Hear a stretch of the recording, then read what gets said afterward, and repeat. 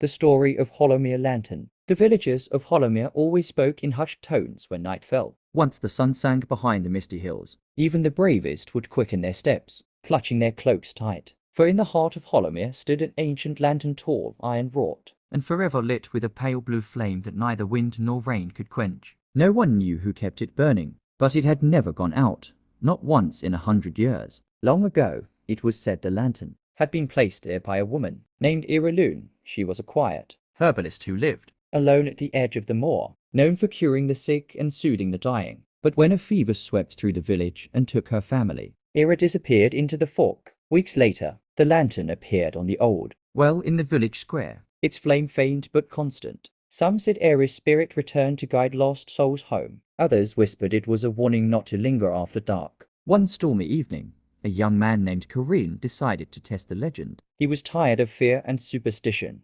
tired of the villagers bowing to shadows. So when the rain began to fall and the wind howled through the trees, Corinne walked out into the square. The lantern's flame flickered strangely, bending toward him as if alive. "Show me what you're hiding," he said, lifting his hand to touch the glass. The instant his fingers brushed it, the world went silent. The rain froze mid-air, the wind stilled, and every sound vanished. In that eerie stillness, Corinne saw movement within the flame, a figure forming, delicate and pale, eyes glowing faintly blue. It was Ira. "You should not have called to me," her voice whispered from within the glass. "This light was meant to protect you, not to be questioned." Corinne stepped back, trembling. Protect us from what? Her gaze drifted over his shoulder. Slowly, he turned and saw shapes moving through the mist. Tall, hollow-eyed figures, their faces grey and dripping like wax. They stretched thin hands toward the square, the air trembling around them. "The lantern keeps them away," Ira said. "But its strength fades when curiosity replaces faith." The flame flared suddenly,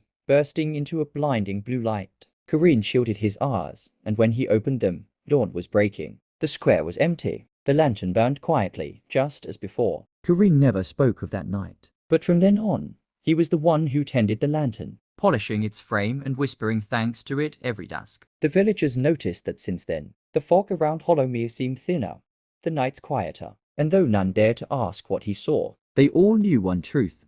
So long as the Hollowmere lantern burned, their village and their souls would find their way home.